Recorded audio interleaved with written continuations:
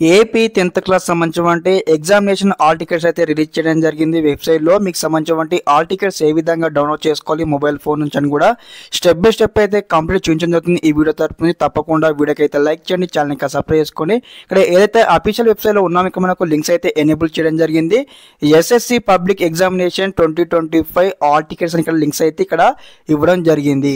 Okay, ఇక link పైన click చేయగా మనకు నెక్స్ట్ ఇంటర్ఫేస్ ఇక్కడ ఈ విధంగా అయితే రావడం జరుగుతుందన్నమాట.